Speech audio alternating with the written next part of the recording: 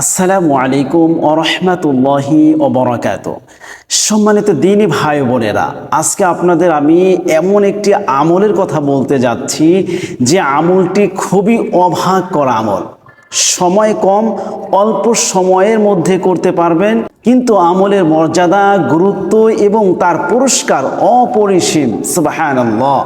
ধৈর্যের সাথে শুনবেন এবং আমলের নিয়তে শুনবেন ইনশাআল্লাহ। একদিন নবী করিম সাল্লাল্লাহু আলাইহি ওয়াসাল্লাম হযরত আলী রাদিয়াল্লাহু তাআলা আনহুকে বলল, আলী, তুমি প্রতিদিন রাতে ঘুমানোর আগে এই 5টি আমল করবে। তুমি যদি প্রতি রাতে ঘুমানোর আগে এই 5টা আমল করতে পারো, তাহলে আল্লাহ রাব্বুল আলামিনের সেই সুউচ্চ মাকাম তুমি হাসিল করতে পারবে। সুবহানাল্লাহ। তার মধ্যে প্রথমটি হলো, তুমি প্রতি রাতে ঘুমানোর আগে 1 খতম কোরআন পড়ে তারপর ঘুমাবে। 2 নম্বরে, প্রতি রাতে তুমি কমপক্ষে 4000 দিনার সদকা করে তারপর ঘুমাবে। সুবহানাল্লাহ। 3 নম্বরে, তুমি যখন ঘুমাবে প্রতি রাতে তুমি জান্নাতের মূল্য আদায় করে তারপরে ঘুমাবে। 4 নম্বরে, তুমি প্রতি রাতে হজ করে তারপরে তুমি ঘুমাবে। সুবহানাল্লাহ। আমার প্রিয় ভাই বোনেরা, 5 নম্বরে হচ্ছে, যখন 2 জন ব্যক্তি ঝগড়া করার পরে উভয়ের ভিতরে যখন ঝগড়াঝাটি, হিংসা চলতে থাকে, এই 2 জনকে মিলিয়ে দিয়ে তাদের দুজনের ভিতরে মহাব্বত তৈরি করে দেওয়া, তাদেরকে খুশি করা। আপনারা জানেন, মানুষকে খুশি করা বড়ই কঠিন বিষয়। তো এই কথা শুনে হযরত আলী রাদিয়াল্লাহু তাআলা আনহু বলল, ইয়া রাসূলুল্লাহ, এটাও কি সম্ভব? আপনি যে 5টি আমলের কথা বলেছেন, প্রতি রাতে ঘুমানোর আগে এত বড় বড় কাজ, এগুলো কিভাবে করব? এগুলো কিভাবে করা সম্ভব? ইয়া রাসূলুল্লাহ, আমাকে একটু সহজ করে দিন। ইয়া রাসূলুল্লাহ, এটা কিভাবে সম্ভব? আপনি যে 5টি আমলের কথা বলেছেন, এটা তো অনেক কঠিন একটি আমল, অনেক কঠিন একটি কাজ। প্রতি রাতে হজ করে ঘুমানো, এটা কেমনে সম্ভব? প্রতি রাতে 1 খতম কোরআন পড়া, এটা কেমনে সম্ভব? ইয়া রাসূলুল্লাহ, 4000 দিনার এটা সদকা করা আমার জন্য অনেক কঠিন বিষয়, আমি কিভাবে পারবো? তখন রাসূল সাল্লাল্লাহু আলাইহি ওয়াসাল্লাম বলেন, আলী, তুমি শুনে রাখো, এই আমল করলে যেই সওয়াব হবে, সেই সওয়াবের বর্ণনা দিয়ে তোমাকে আমি খুব সহজে ছোট্ট করে শিখিয়ে দেই। আলী, তুমি শোনো, যদি কোনো ব্যক্তি ঘুমানোর পূর্বে সূরা ইখলাস মাত্র 3 বার পাঠ করতে পারে, আলী, তাহলে ওই ব্যক্তিকে আল্লাহ রাব্বুল আলামিন পরিপূর্ণ 1 খতম কোরআন পড়ার মতো সওয়াব তাকে দান করে দিবেন। সুবহানাল্লাহ। আলী, তুমি 2 নম্বরটা শুনে রাখো, যদি কোনো ব্যক্তি সূরা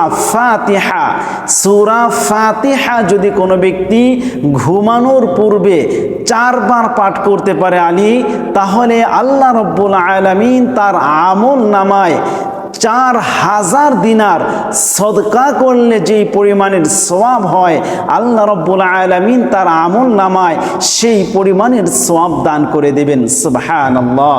আলী, তুমি শোনো, 3 নাম্বারটি হচ্ছে জান্নাতের মূল্য পরিশোধ করা।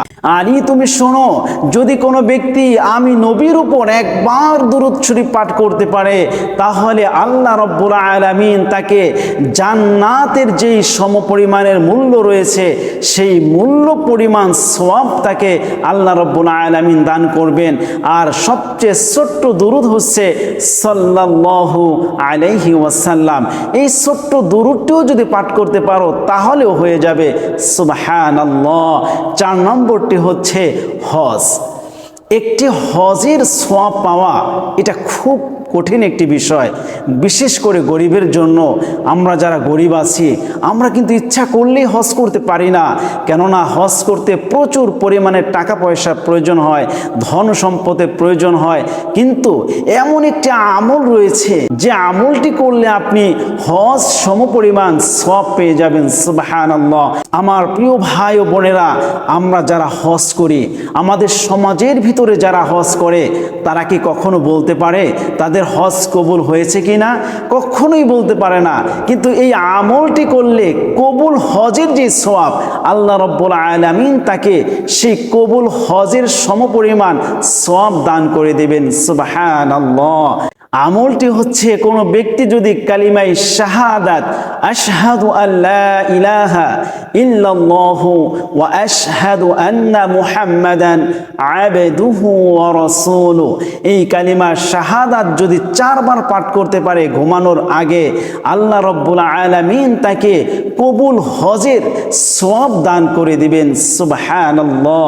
আলী তারপরে পঞ্চমটি হচ্ছে দুজনের মধ্যে মিলিয়ে দিয়ে তাদের মনের ভিতর প্রশান্তি দান করে তাদেরকে খুশি করার সওয়াব হচ্ছে যদি কোনো ব্যক্তি ইস্তেগফার পাঠ করে, যদি কোনো ব্যক্তি ঘুমানোর পূর্বে ইস্তেগফার পাঠ করতে পারে, আল্লাহ রাব্বুল আলামিন তাকে মানুষ খুশি করলে, মানুষের মন খুশি রাখতে পারলে যেই পরিমাণের সওয়াব আল্লাহ দান করেন সেই পরিমাণের সওয়াব তাকে দান করবে। সুবহানাল্লাহ।